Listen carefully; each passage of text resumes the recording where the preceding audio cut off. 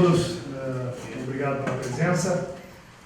Nós solicitamos a presença dos senhores justamente para podermos esclarecer alguns pontos que em determinado momento surgiram e falar um pouco sobre a nossa realidade, a realidade do futebol brasileiro, a realidade do Coritiba, que é o que nos interessa efetivamente, e também nos colocarmos à disposição para alguns esclarecimentos que vocês porventura acharem necessários.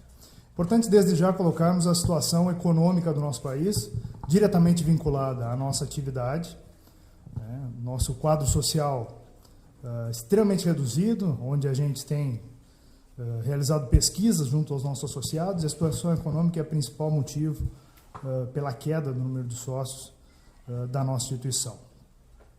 Nós temos um contexto de patrocínio extremamente complicado, patrocinadores reduzindo valores, dentro do cenário econômico que infelizmente afeta o futebol brasileiro, e aqui no Coritiba não seria diferente. Mas enfim, a partir daí nós elaboramos um plano de ação, de recuperação do clube, e estamos conseguindo, já a partir agora do mês de março, vamos dizer assim, a manutenção das nossas contas básicas, em dia. É um desafio grande que a nossa gestão assumiu desde o início do ano de 2015 e que, dentro da nossa previsão, a partir do mês de março, se concretizaria, e eu tenho muita satisfação em dizer que a gente, a partir desse mês, consegue, com muito esforço, ter um pouco mais de tranquilidade com as nossas despesas, não oriundo de contratos extraordinários, como tem sido vinculado. Vocês assinaram com o esporte interativo? Não. O planejamento financeiro do clube ele se deu extraordinariamente isso, uma vez que isso são receitas extraordinárias, como o próprio nome diz, mas em cima de um planejamento muito bem feito, uma mão firme na redução de custos, dentro da nossa estrutura administrativa e de futebol. E a gente tem, assim, a partir já desse mês, conforme a gente já tinha comentado anteriormente, uma condição de manutenção dos nossos salários, que é o principal aqui para dentro da nossa estrutura, dentro do que nós planejamos. Então, é com muita satisfação que a gente, dentro dessa semana, tem colocado a casa em ordem, mas é importante ressaltar que isso é um trabalho de toda a diretoria, presidente Bacelar, desde o início de sua gestão, e que, independente de recursos oriundos de terceiros, extraordinariamente, estava planejado e está acontecendo dentro da nossa realidade. Basicamente, era essa a introdução que eu gostaria de dar aos senhores, e me coloco à disposição, eu e o Valdir, para alguns esclarecimentos. Obrigado. Bom dia, Maurício. Bom dia. Bom dia, Maurício. A minha pergunta para você é a seguinte, já que a casa está em ordem, a partir desse momento, como você disse, dentro do planejamento feito pelo clube desde o ano passado, existe Sim. agora a certeza e a garantia que esse ano não terão mais atrasos salariais? Olha, dentro do que nós planejamos, a perspectiva é essa, que nós trabalhemos dentro do período normal de pagamentos de salários.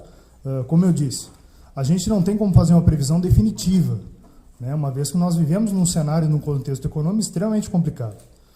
Reitero o que falei anteriormente com relação à nossa quantidade de sócios e a receita oriunda, que caiu drasticamente este ano. E como disse também, não caiu por outro motivo que não seja a condição econômica do país. Isso nós fizemos pesquisas junto aos nossos associados e foi esse o resultado. Mas a gente entende que com muito esforço, não vai ser fácil, devemos manter tudo em ordem até o final do ano, sem maiores problemas. Maurício Costa está sem bateria, inclusive. Ok. Qual é a situação financeira atual do Coritiba? O Coritiba deve mais de 200 milhões de reais. Você confirma isso? Confirmo. Nós tivemos no ano passado o parcelamento das dívidas tributárias através da nossa adesão ao Profut, mas temos sim um passivo muito grande com relação a fornecedores, com relação a ações cíveis, ações trabalhistas, mas enfim, a gente tem equacionado tudo isso dentro de um fluxo de trabalho e a gente entende que consegue fazer a priorização do pagamento de folha salarial a partir de então, dentro desse planejamento que foi feito lá no início, e que efetivamente demora 12, 13, 14, 15 meses para que ele se materialize. Então, a gente está dentro do prazo que nós estabelecemos e com muita satisfação a gente consegue colocar essa semana a questão financeira, que estava realmente com um pequeno atraso, em ordem e deixando a casa funcionando bem. Pergunta para o Valdir. Valdir, a respeito da questão das contratações, né, a chegada dos paraguaios, que já, inclusive o Ortega tem condições para jogar no domingo, saiu no vídeo. Está encaminhada essa questão do Gonzalez, e o Coritiba ainda busca algum reforço, e depende efetivamente dessa questão financeira equacionada neste momento para que o time ainda possa se reforçar dentro do campeonato estadual? Olha, a questão financeira ela é fundamental para que o clube possa andar de uma forma natural. Então, para que você tenha novos jogadores, é necessário que tenha também dinheiro para contratar. Os paraguaios, o Ortega ganhou condição de jogo no BID ontem. Esperamos que o Benítez ganhe essa condição hoje. Há um pequeno problema com o Nery Barreiros, mas muito provavelmente ele ganhará a condição até amanhã, ou no mais tardar até sexta-feira. Então, os três deverão estar, dois já estão em condição, estarão em condição de jogo contra o Paraná. Esperamos que o Nery Barreiros também esteja em condição. E com relação ao César Gonzalez, que é venezuelano, jogador da seleção venezuelana, inclusive disputou a última Copa América, que não é a primeira dele, está jogando as eliminatórias também, a Copa Libertadores pelo Deportivo Táchira. As coisas caminham bem, estão bem encaminhadas, e a gente espera que no mais tardar amanhã o negócio esteja fechado. Existe um pequeno problema, que pode ser um grande problema, é que a Venezuela não tem acordo de residência com o Brasil. Faz parte da Mercosul, mas não tem esse acordo. Isso dificulta o trâmite da documentação dele, principalmente aqui no Brasil e também em Caracas, para que possamos inscrevê-lo para o Campeonato Paranaense. Mas, de acordo com a avaliação que foi feita pelos nossos assistentes, pela comissão técnica, é um jogador que se encaixa muito bem no sistema do Coritiba, e o presidente autorizou que ele seja contratado também, não só pelo Campeonato Paranaense. Se não der, que o inscreva na Copa do Brasil e no Campeonato Brasileiro. Então, é um jogador que a gente espera até amanhã poder dizer sim a todos vocês. Mais uma pergunta para o Maurício Andrade, por favor. Maurício, na verdade, 2 questionamentos. É o seguinte, você falou que não como se fala, não é questão aí de verbas extraordinárias, especificamente a gente se refere, né, ao fato do esporte interativo. Sim. Eu queria saber como está essa situação, quando que o Coritiba anuncia oficialmente essa assinatura com o esporte interativo e quanto isso vai aliviar esse ano, né, se não agora, durante o ano, aí, com um bônus que o esporte interativo deve pagar. E uma outra questão, no ano passado, você chegou a ser, enfim, cogitado, dito mesmo por vocês, reportagens saíram, sobre a questão do mês de 50 dias. Vocês faziam o pagamento numa data diferente, não consideravam salário atrasado quando chegava até esse ponto. Você acha que para esse ano precisa disso também ou nem tanto? Não. Primeiramente, com relação a recursos oriundos extraordinariamente, seja de contratos com o esporte interativo ou Rede Globo. Nós estamos em negociação, estamos avançados nas negociações, a gente tem uma série de condições que precisam ser respeitadas, mas a gente ainda não tem isso resolvido. E, como eu falei anteriormente, a proposta que nós temos de trabalho, construída ao longo do ano de 2015, é que nós não tenhamos esse recurso previsto para a nossa estrutura. Então, o realinhamento, a readequação que foi feita dentro da realidade independente deste contrato que apareceu na metade do mês de dezembro, efetivamente sendo algo tratado como extraordinário pela diretoria. Como anteriormente se citou, nós temos 200 milhões de reais de dívida. Então, vamos lá. Nós estamos falando aí talvez de uma luva de 20, 30, 50, enfim, não se sabe exatamente o valor, mas nós temos um contexto de dívida infinitamente maior, né? Então, assim, precisa de um equacionamento anterior bem elaborado e, evidente, se esse dinheiro vier, vai ser muito bem empregado, sanando esse tipo de situação que, infelizmente, acaba atrapalhando o dia a dia do clube. Com relação ao mês de 50 dias, isso a gente precisou estruturar junto ao nosso grupo de atletas, em função de fluxo financeiro também. Não é por uma vontade, é simplesmente pela entrada do recurso. Nós não queremos ter mais mês de 50 dias, como nós havíamos trabalhado, né?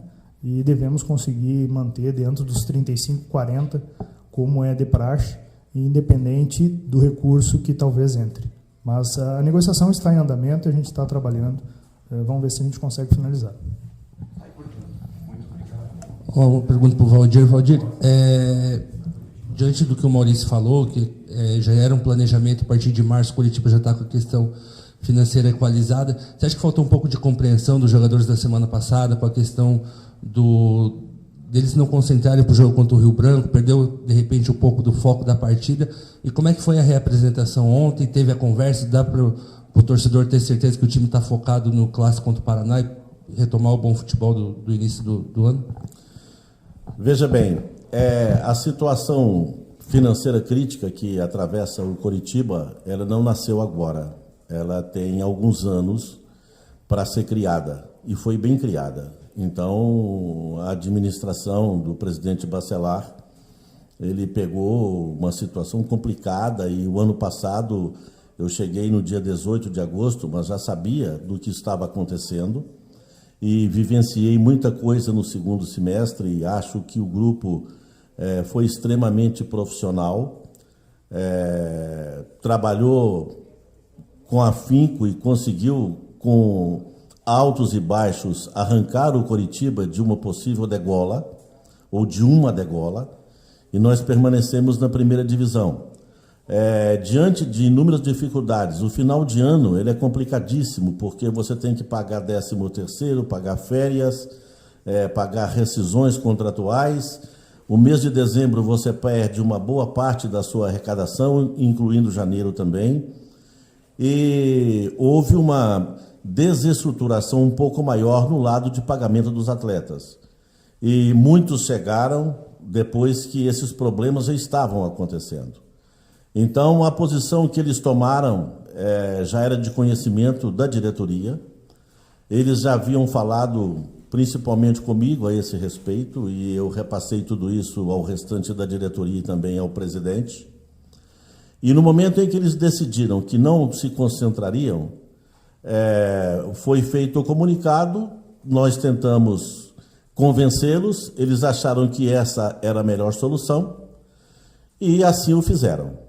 Não há nenhuma retaliação sobre o que foi feito, não vejo nenhum vínculo entre o atraso de salário e o momento que o clube viveu nos últimos jogos, absolutamente, porque a grande maioria aqui é formada por jogadores de alta experiência que jogaram e vão jogar em grandes clubes do futebol brasileiro e futebol mundial, e são jogadores que ao longo de sua carreira demonstraram que têm caráter. A decisão tomada por eles não mancha o caráter de ninguém, e nem da diretoria e nem deles. Então, coisa que faz parte, eles já perceberam que o dinheiro está entrando na conta e que a nossa previsão era pagar no final de fevereiro ou nos primeiros dias de março, e agora está acontecendo. Só que diante de tantos problemas que o Coritiba passou nos últimos anos, é claro que às vezes perde-se um pouco a confiança, né? Mas eu tenho certeza que a partir de agora, com a retomada financeira que o Coritiba está tendo, que a confiança mútua entre atletas e dirigentes ela retornará, e com esse grupo e mais 1 ou 2 reforços que deverá estar chegando, se Deus quiser, até sexta ou sábado, que é o venezuelano, e a gente terá condição de fazer um grande campeonato, se recuperar. Domingo é um clássico, eu conversava agora com o Ceará, que é o capitão da equipe, a respeito disso. Nada se passa pela cabeça no que se refere ao lado financeiro. Foi apenas uma forma de defesa que eles achavam que tinham. Então, isso aí, essa questão não nos preocupa e nem nos preocupará mais diante do trabalho que o departamento financeiro, administrativo está fazendo. Ô, Dilson, só para esclarecer, o time vai concentrar normalmente para o Clássico, né? Sim, se concentra normal. Não, tá certo. Vai. Maurício, eu queria saber de você exatamente Na questão salarial, entre os jogadores, está hoje tudo em dia? Existe alguma pendência ainda do ano passado, 13º, enfim, qualquer coisa? Existe alguma coisa ou está exatamente hoje todos os jogadores estão com o salário em dia? Até quinta-feira, até amanhã, toda a situação, inclusive 13º de 2014, está equalizado. Exatamente, porque a gente teve de fazer um levantamento de pendências que existiam, anteriores inclusive à nossa gestão, como eu falei aqui, né, o 13º salário de 2014, alguns atletas não haviam recebido, né, e nós colocamos tudo em dia até amanhã. E onde você falou da queda de receita, onde que o clube conseguiu essa receita para conseguir? Foram duas ações. A primeira foi uma redução drástica das nossas despesas operacionais. Nós saímos na casa de 83 milhões de reais para 63 esse ano. Seriam 20 milhões de reais reduzidos em despesas operacionais. Isso está no orçamento do clube, é público o que eu estou falando.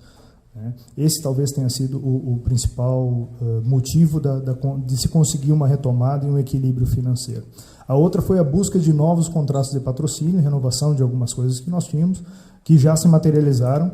Nós tínhamos uma previsão para que isso acontecesse no final do mês de março, início de abril, mas conseguimos ainda no mês de fevereiro a renovação de algumas negociações que estavam em andamento.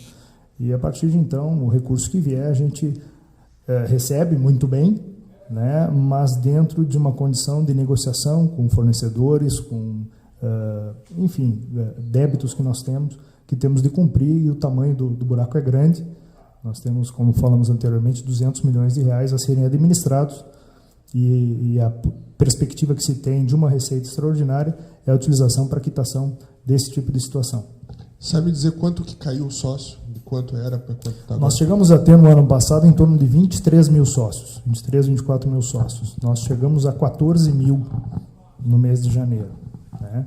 O que acendeu, evidentemente, a luz vermelha. Nós fomos atrás da informação e a resposta do nosso sócio deixei de ser sócio do Curitiba, pois não tenho mais como arcar com essa despesa dentro do rol de despesas que eu tenho.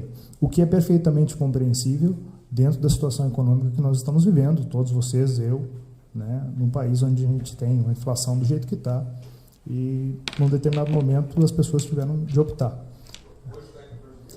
Hoje está em 14 mil e retomando, né? A gente teve uma campanha lançada semana passada e a gente tem a perspectiva de chegar nos 20 de novo. Todo mundo sabe como funciona o futebol brasileiro e, querendo ou não, quando vem alguns resultados, a torcida, que já poderia ter alguma rejeição no começo do ano, começa a fazer pressão. Como é que vocês estão avaliando o trabalho do Gilson nesse início de temporada? Trabalho normal, dentro daquilo que a gente esperava. É lógico que os resultados não esperávamos que fossem esses, mas ele faz parte de uma equipe que está numa fase de total transição. Então, nós tivemos um momento de arrancada muito bom, depois tivemos uma queda técnica, e o Gilson ainda tem 3 jogadores para estrear, né? Um que tomara esteja chegando realmente nesse final de semana. Então, só aí a gente pode fazer uma pequena avaliação do que está acontecendo hoje. Então, eu acho que esse jogo de domingo ele é muito importante, porque se o Coritiba ganha do Paraná, e é clássico, e clássico há uma imprevisibilidade muito grande, arranca tranquilamente no campeonato. Se não ganha, aí fica numa situação complicada, até em termos de classificação, e terá que se desdobrar de outra forma. Mas essa oscilação da equipe não nos assusta, mas nos deixa um pouco preocupados. Então, esperamos que domingo haja realmente essa reação para que nós possamos seguir bem nesse primeiro semestre. Uma pergunta para você mesmo, Valdir, e depois para o Maurício. A busca por jogadores no mercado externo, no mercado sul-americano, se deve ao fato de o mercado interno aqui está muito alto, e o Curitiba está com a grana curta, e os jogadores, a gente sabe, Venezuela tem realmente jogador, o nível salarial lá é bem mais baixo. Se deve a isso, ou só, vocês estão avaliando isso também, ou só a parte técnica realmente? E para o Maurício, me fugiu o nome técnico agora, Maurício, mas eu entendo que quanto mais o torcedor souber da realidade, a tendência é ele realmente mais abraçar o clube. O Coritiba tem uma dívida trabalhista também grande, né? Coritiba aderiu àquele programa do Profut, onde você deposita uma quantia por mês e você não tem mais o perigo de ter uma renda embargada, esse tipo de coisa. Mas você sabe que isso custa muito dinheiro. Às vezes custa um jogador por mês, né? Então, primeiro o Maurício, o Valdir, depois o Maurício, por favor. Bom, se você pudesse contratar sempre no Brasil, era melhor. Porque você não teria aquela questão de adaptação, da mudança de cultura. Claro que você ter um ou outro estrangeiro também faz parte parte do futebol. Todo mundo funciona assim. Só que no Brasil a gente encontra uma dificuldade técnica muito grande, porque a maioria dos jogadores de boa qualidade ou são muito caros ou já estão empregados. E lá fora nós temos encontrado uma certa facilidade financeira, que não é tão grande assim, mas talvez uma facilidade maior de transferência. Então, o Brasil hoje buscou muitos jogadores na Argentina, no Paraguai, às vezes no Chile, no Equador, e nós estamos indo à Venezuela. Então, não é tão barato assim, como se pensa, que o jogador vem aí ganhando 20 mil reais, 30 mil reais, isso é ilusório, não é bem assim. Mas há uma facilidade maior de transferência, uma facilidade maior de aquisição, e dentro do aspecto que nós buscamos, o aspecto técnico, tomara que tenhamos sorte e que possamos ter aproveitado bem o conhecimento de todos aqui, inclusive o meu, a gente não erre nessa contratação e que o jogador dê realmente certo. Bom, nós temos um termo de ajustamento de conduta junto ao Ministério do Trabalho, que o Coritiba mensalmente paga em torno de 150 mil reais. Esse é o valor, está lançado na nossa contabilidade, também é público. E, enfim, a partir do momento que nós aderimos ao Profut, nós também começamos a colocar em dia as questões de fundo de garantia, que há anos o clube vinha postergando por uma questão de necessidade e não tinha condição de fazer isso em dia. Então, também colocamos isso em ordem e estamos cumprindo mensalmente. 150 mil reais é um valor expressivo, evidentemente, né? Mas a gente também tem que cumprir com as obrigações que foram assumidas e a gente está fazendo assim. Valdir, eu queria saber de você, até a gente tá falando muito de dinheiro hoje, você tem, no jogo de domingo a gente vai ter uma diferença grande, né, de receita, até folha salarial, né, do Paraná e do Curitiba. Tipo, do Curitiba é praticamente 3 vezes maior do que a do Paraná. Como é que isso cria uma pressão maior? Assim, o Coxa tem a obrigação de vencer por causa disso, mas por outro lado o Paraná é o líder do campeonato, né? Como é que você vê essa diferença de folha de um time para o outro? Essa comparação ela é feita sempre quando se jogam duas equipes que têm uma diferença salarial. E eu acho que nunca prevaleceu sempre o que ganha mais ganhando o jogo, né? A gente tem exemplos disso no mundo inteiro. E o Leicester, que é o líder da Inglaterra, não é o que paga mais que o Manchester United, Manchester City, Liverpool, Chelsea e Tottenham. Se você for olhar, ele deve ser... Qual a posição dele em salário hoje na Inglaterra, né? Então, isso nem sempre prevalece. Prevalece quando você ajusta melhor a sua equipe, né? E a equipe te dá rendimento. Eu acho que o mais importante para você medir a grandiosidade de um clube é você fazer a sua média durante a sua história. Aí você mede bem o potencial do clube. Só para encerrar da minha parte, é possível dizer, até pode ser para os dois, podem responder, que o Gilson Kleina vai continuar o trabalho dele independente do resultado do jogo do Paraná? Não se fala nada a respeito disso aqui. Primeiro que não se falou definitivamente sobre isso. E segundo que seria um tiro no pé fazer qualquer tipo de comentário. Esse tipo de especulação ele surge em qualquer equipe, em qualquer clube que esteja em posição delicada em sua tabela, apesar que nós não estamos fora dos 4 e temos condição de brigar ainda até pela primeira colocação. Mas isso aí é uma especulação que a gente sabe que ela ia ser feita e a gente passa por cima como se nada tivesse acontecendo.